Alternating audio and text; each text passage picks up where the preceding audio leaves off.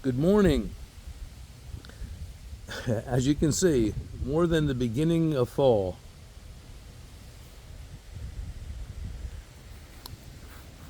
Today is September the 23rd, and right now we are experiencing Tropical Storm Ophelia, and I might get rained out.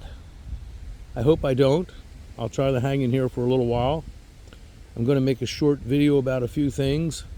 I'm very happy to say that I've got quite a few figs still, and they're doing very, very well. It's been a very rainy summer. Tons of rain here in South New Jersey in Zone 7A. But my figs have held up very, very, very well, I'm happy to say. And I've enjoyed a tremendous amount of delicious figs.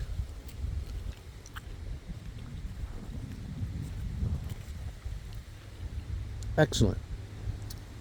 Still flavorful, delicious.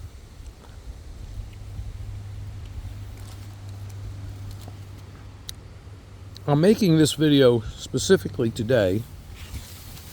It's getting windy. Wow. Wow. I hope I can hang in here. Oh, I see a nice ripe one there. I might want to eat.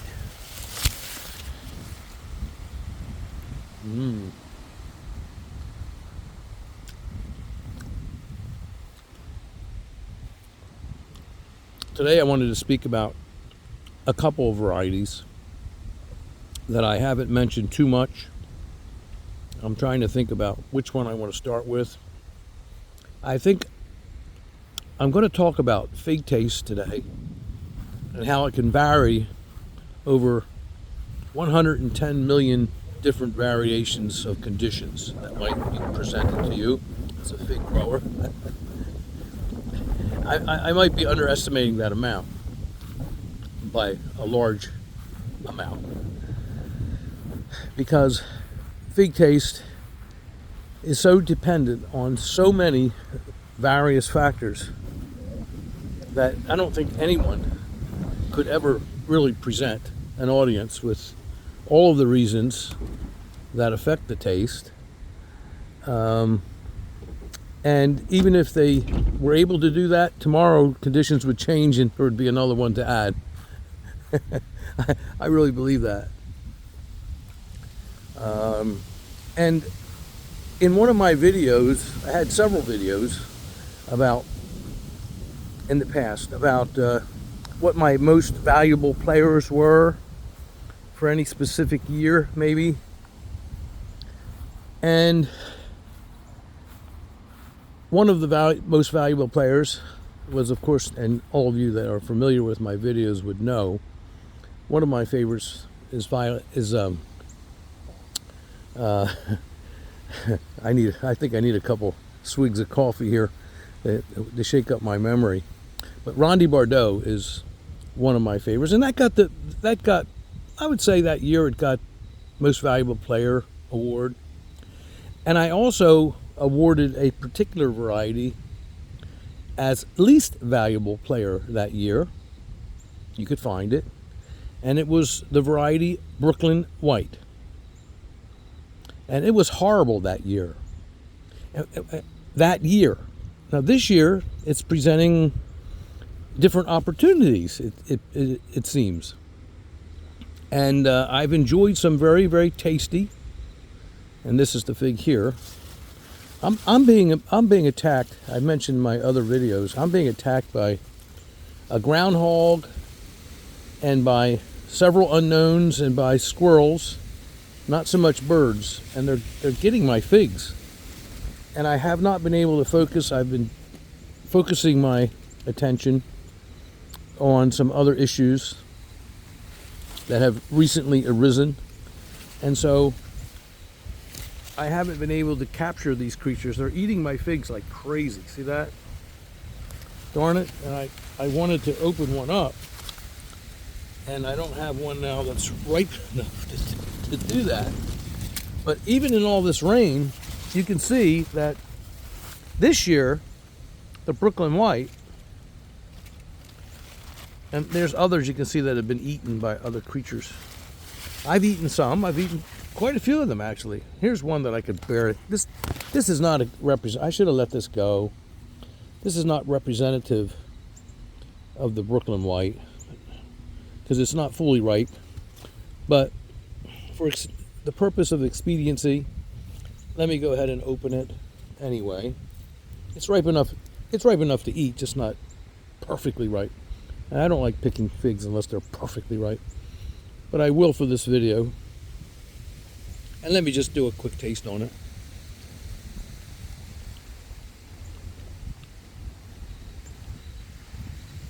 It's much better than I thought it would be. In all this rain,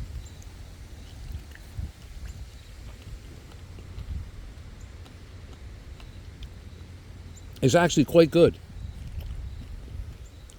Which is the point of this video.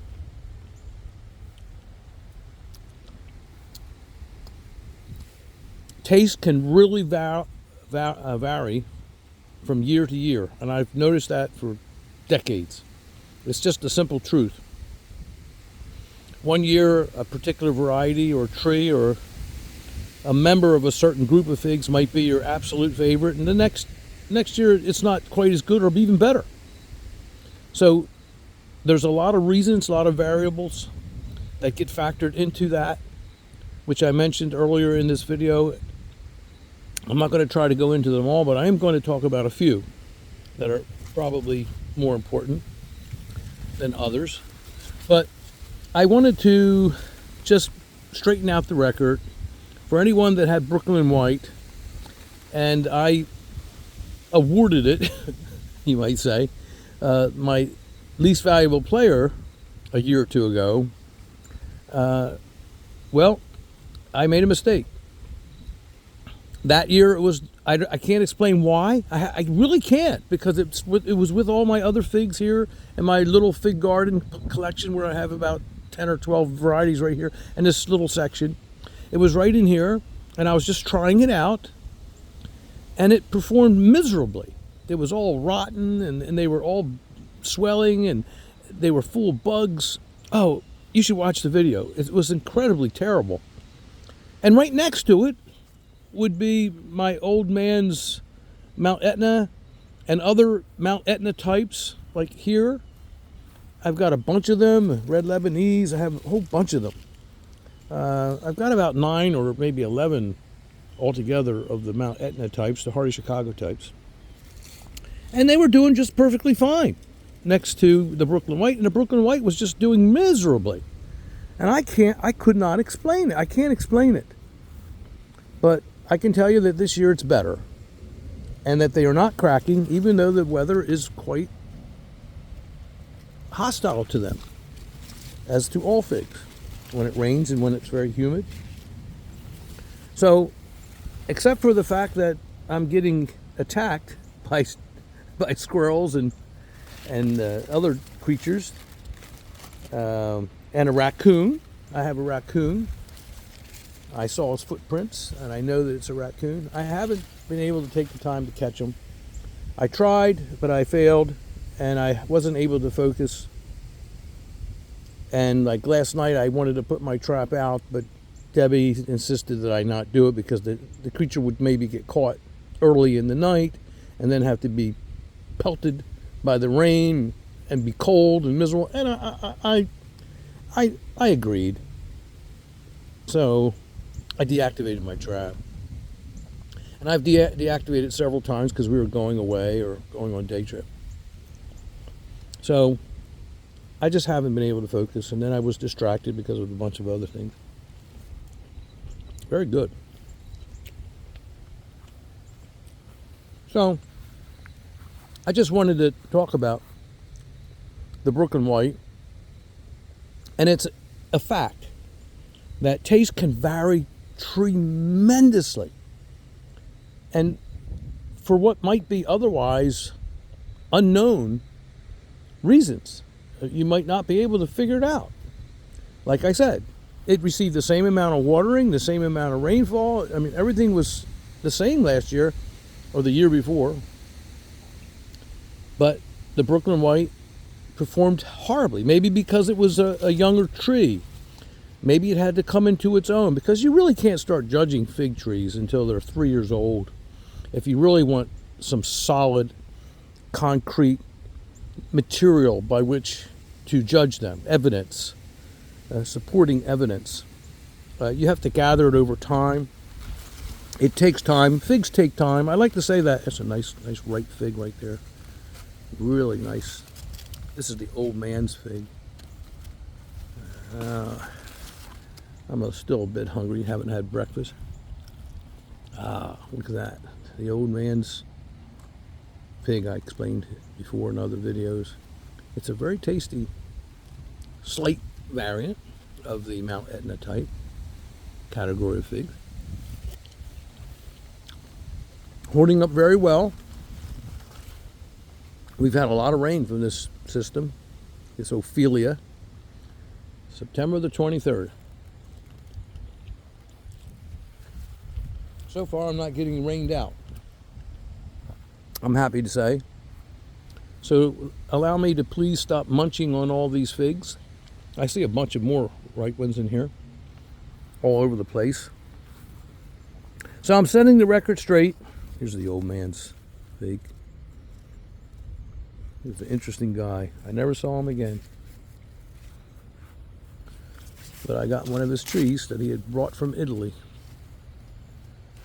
at a flea market. I had seen him there several times that year. Then I bought the tree. It was just a cutting that had been started. And then after that, I never saw him again. He was kind of old. Oh. I hope it wasn't for the reason that it might have been for. But I'm going to talk now about one more tree. Let me put you on pause for a second. Okay, I'm back. I'm still trying to shake the cobwebs out. I haven't had my coffee. But I want to mention that I had a Peter's honey last night. I saw it just before dark, and it was just beautiful. You know, just one of those perfect figs. And Peter's honey does make a lot of figs over a long season, right on into the fall. And they're generally very delicious through the whole period. And it's not cracking or anything in all the rain. They're doing really well. But because remember, you know, my methods insist that I put my figs on hills or the high parts of my yard, high and dry. I've said it many times. I don't plant low, I plant high. And I look for the driest parts of my yard to plant my fig trees.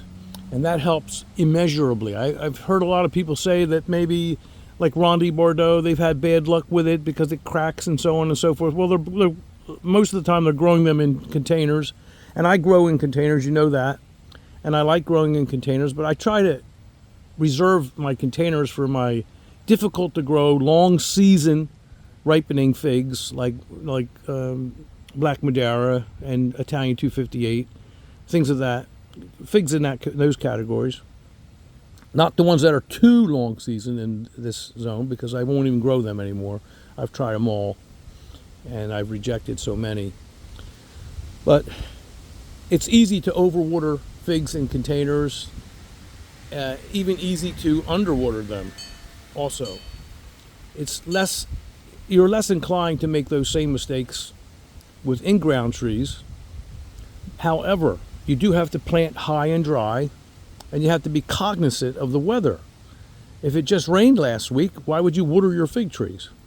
Even if it's hot and dry in the summertime, you think, oh, it's so hot, I'm going to water my... No, don't do it, because it just rained last. That was enough for them. But you have to be cognizant. And then you have to water them when they need it, too, because if it's been dry, very hot and dry, and it hasn't rained, well, you do need to water them, but not too much. You know, water them enough so it goes down a foot, 12 inches, that's enough. So you have to be cognizant. It's a balancing act the whole time, whether they're in containers or not. Okay? So I like to lift up my containers and feel the weight of the containers. I don't have them on drip irrigation or anything like that. I water them, each one of them, by hand. Okay? And I like to add composted materials to my water. I like to use, whenever I can, I collect rainwater. I have videos on the subject, and I could go on and on and on, but I hope you're understanding that you have to be aware of the conditions that your figs are being subjected to all the time. You have to be cognizant, but you also have to make good choices as far as where are you going to plant your fig trees. You have to plant them, in my opinion, on your highest, driest ground, and then you can control as much as is possible. Whoa, I need that coffee. As much as is possible, you will control the watering. Of course, we have to rule out rain. That is something that you can't control. But generally, if it's high and dry, you can let them dry out pretty well between waterings. And if it does rain, no big deal. Okay? You just don't water. You stop watering until they need water again. Okay? So you control the situation as best you can and as is humanly possible when you plant high and dry. But when you plant low and it rains and it's wet and humid, what are you going to do about that? It's just not going to dry out. You're going to get a bad crop. Okay, if the harvest is close to that, you're just going to get a ruined crop. So these are factors that you can control. Plant high and dry. But here's a variety that I wanted to talk to you about. I don't mention it much. Violette de Bordeaux. I like to say violet because that's the color. I believe that's where the name originated, because of the violet color sometimes of this beautiful fig. You know, and I've heard it mentioned and pronounced 100 different ways. Potato, who cares? I talked about that. I don't really care. I don't really comport too much to conventionality. I'm a rather maverick, unconventional person sometimes, can't you tell? Okay, but a Violette de Bordeaux is how I pronounce this particular fig, and for the reasons associated with references to the reflective colors in this beautiful, beautiful fig, especially at times. And I mentioned that I have it in my collection, okay? And I have several variations too of this particular variety, but like Nero 600M and so on. But I've featured those before, and I have videos on those variety variants. But they're essentially the same. They're in the same family. They're the same fig, essentially, with minor variations. This is Violette de Bordeaux, but the leaf on this particular Violette de Bordeaux, you see, is not really the long fingery type that you'll see on some Violette de Bordeaux. So, again, you know, when you acquire these things from different sellers, you don't always know exactly what you're getting, but this is certainly Violette de Bordeaux. And the leaves can vary, and there are different strains, slight strains, as we just mentioned. Okay? So, I mentioned before that this fig in my collection, in the ground, in 7A, is late. The main crop, it does produce some reba, but the main crop fig, which is the primary harvest, doesn't really mature until fall. Today, I think today is the first day of fall. I'm not sure if it is or isn't. But I did get a few of these last week. I was picking some of these, and they're delicious. They're a delicious fig. Oh, wow! I dropped that one. That's it. There we go. Let's see. Here's another one I just picked. Violette de Bordeaux. A tasty fig. Different than Ronde de Bordeaux, but similar in some ways. Both French figs. Both very popular. Both worthy of container, growing in containers. Both worthy of growing in the ground. If, of course, Ronde de Bordeaux is much, much, much, much earlier.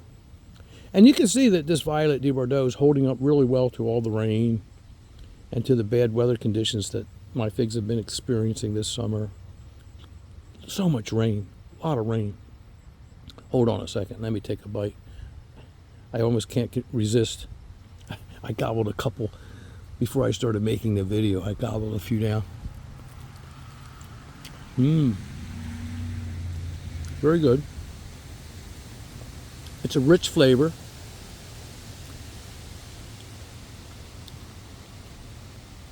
Certainly worthy of recognition.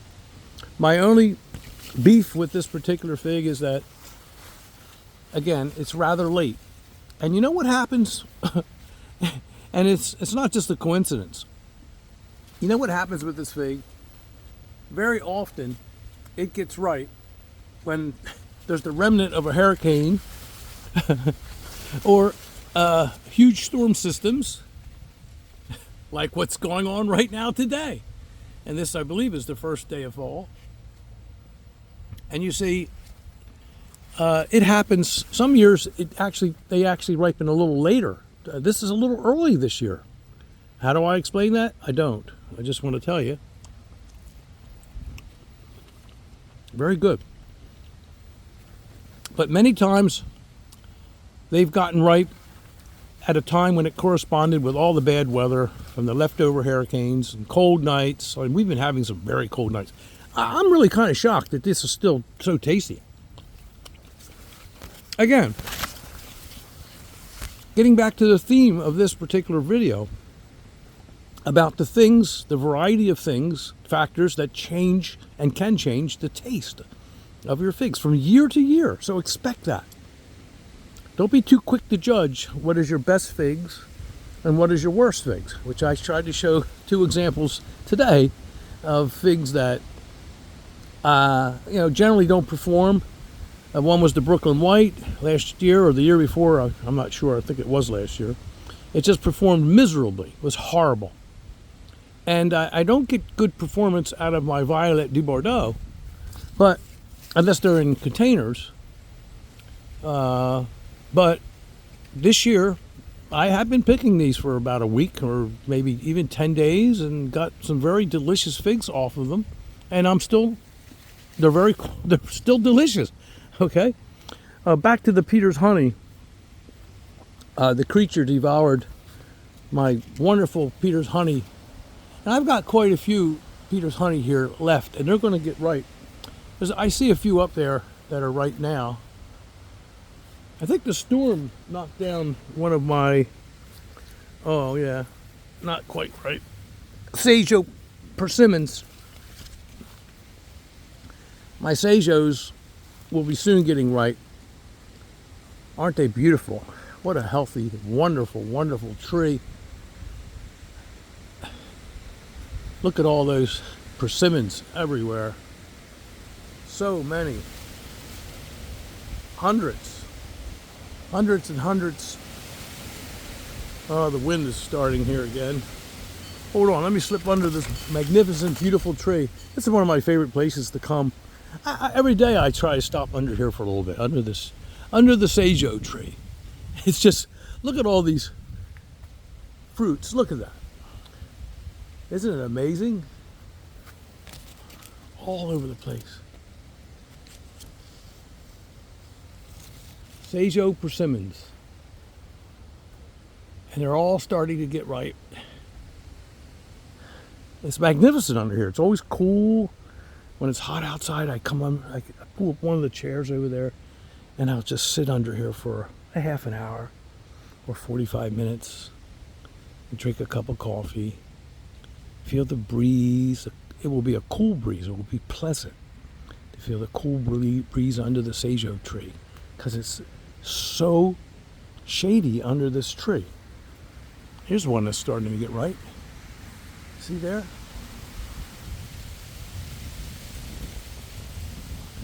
It will happen all of a sudden, and I'll have more ripe persimmons than I can possibly handle. And I'll get out my dehydrator, which I have videos on that subject. And honestly, if you plant a Sagio tree, I hope, and I've tried to encourage you to do so over the years, you will be so rewarded, including not only fresh fruit from the tree, some of the most delicious fruit that I believe that you will ever have eaten, but also you will be able to have stores of dehydrated persimmons slices that you can put in the freezer, and when you take them out, even months later, even a year later, they taste just like when you put them back, when you put them in there the first time. And that's the truth. You dehydrate them and put them in the freezer, and they last forever, it seems. And they're as delicious as candy, but healthy. And they're not candy. Okay, hold on one second. Okay, I'm back. This was the Peter's honey tree that I had one, like this one, a beautiful Peter's honey, but it was more ripe than this last night. And it was right over here. And you know what? Look at this. You can see where he ate the pieces of the fig, the creature. See that? Can you believe it?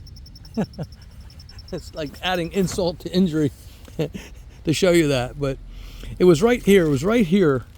And I was going to get it this morning just before I started the video. And you might say, but Lou, you have so many figs. And I do.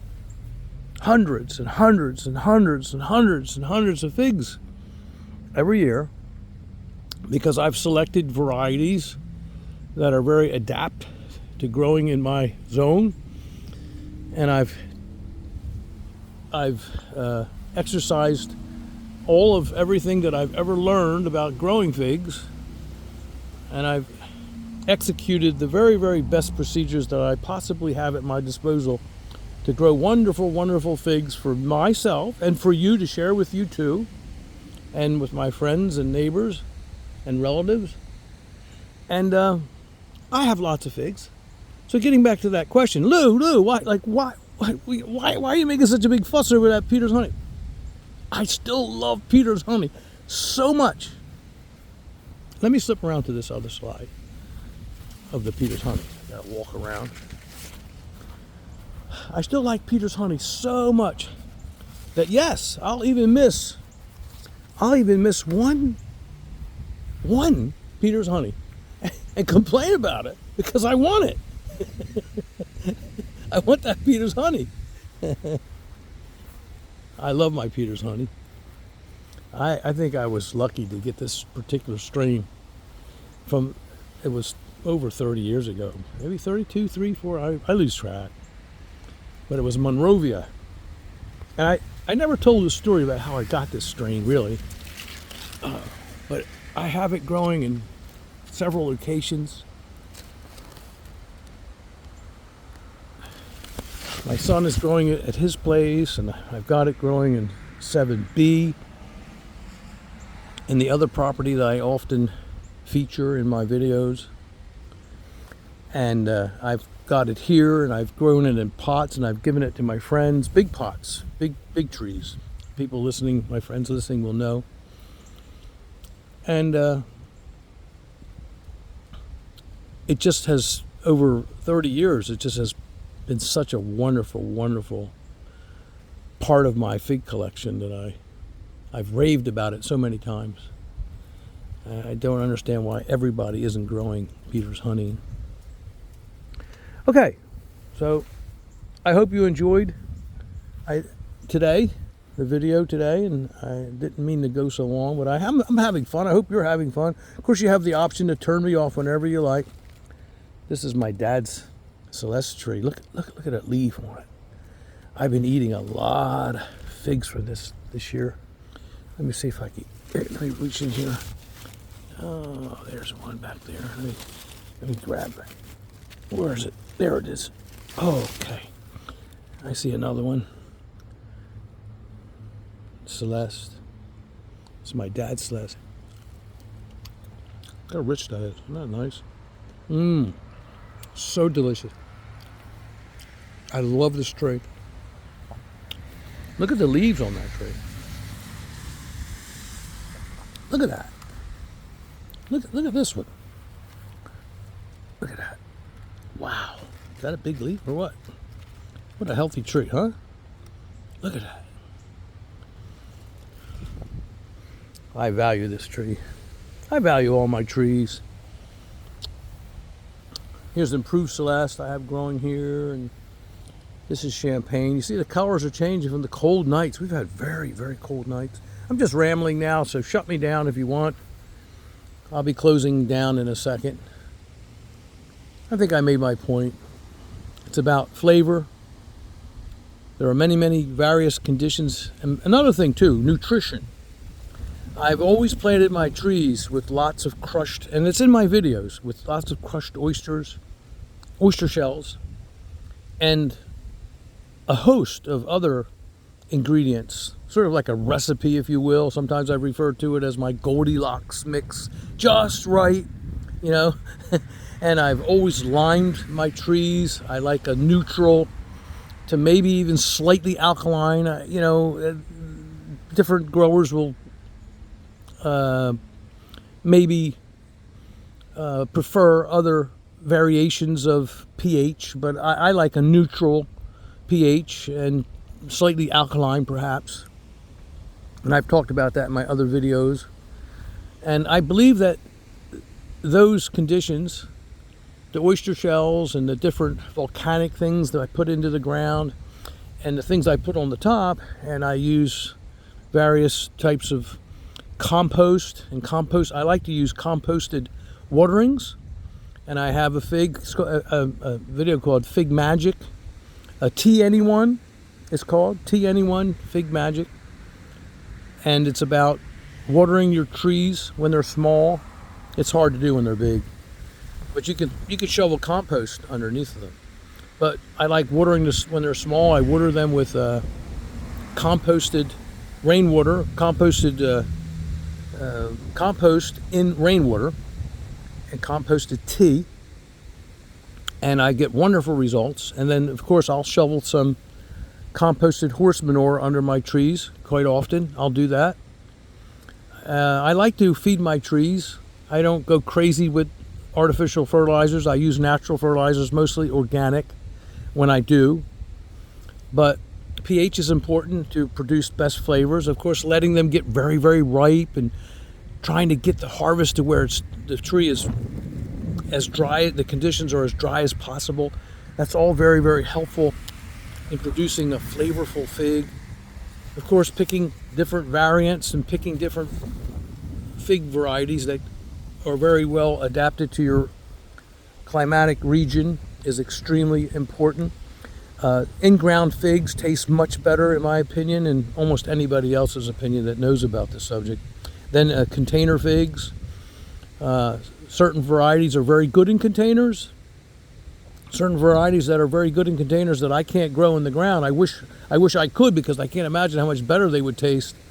Like Black Madeira. I've never eaten Black Madeira that was planted in the ground. I'm not fortunate enough to live in a zone like that. But they taste well enough. They taste good enough just in containers. They're so good. Italian 258 too. I'm experimenting with Smith, and I have it in ground now in Zone B, 7B, and I did this year. I didn't video it, but I didn't make a video of it. But I did eat a couple, and they were very, very, very tasty. But they're very tasty in containers too. Ronde Bordeaux is good in containers. I don't like certain varieties. I've talked about this in containers, such as Peter's Honey. I don't like Celeste in containers. I like them in ground, but even so, any fig that I've ever grown in a container and in the ground, the one in the ground tastes better than the one in the container. Every time. Hands down. Okay? So, it's important. Beautiful figs. Beautiful. This one is Malta Black. This one here was, yeah, really doing well. This is Mavricica. And they're the largest of the Mount Etna types that I've ever grown. This particular variety is always larger than the others.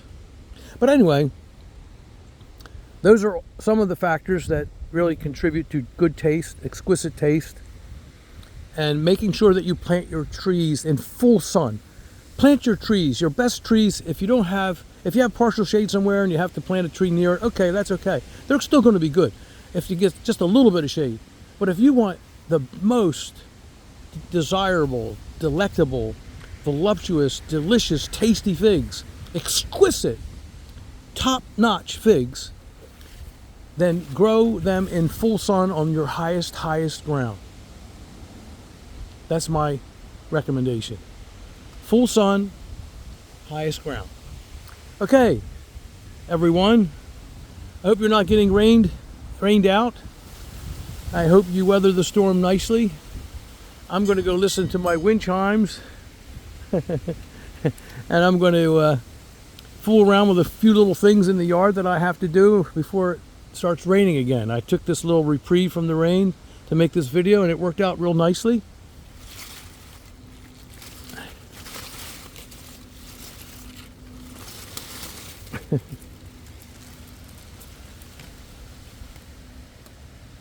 Good day.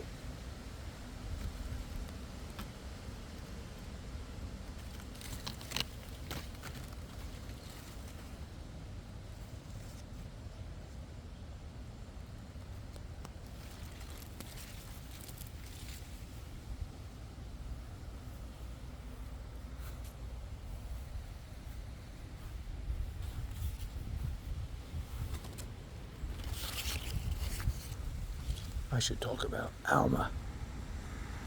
The Alma harvest was magnificent this year.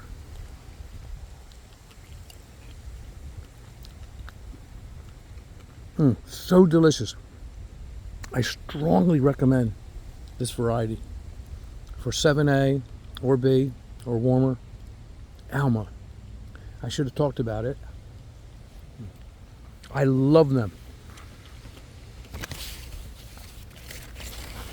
They are magnificently delicious. I love this variety.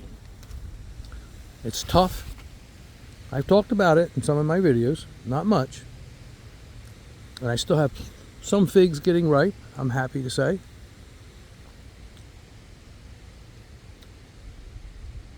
Take another bite out of this one.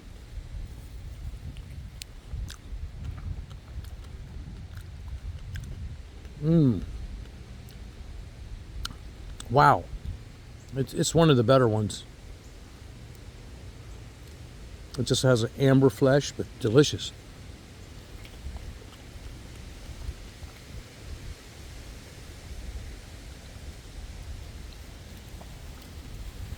That was absolutely excellent. Absolutely excellent. Okay. Alma. Glad I got to mention it. It was a wonderful year for Alma. It's a beautiful tree. Been here quite a few years now. And very vigorous growth. Look how vigorous. Look at this new growth. This was all new growth. Look at that. From here, look at that. Incredible. Okay. Sorry for the long video, but you always have the option to shut me down whenever you like. Thank you for subscribing. Do appreciate it. Good day.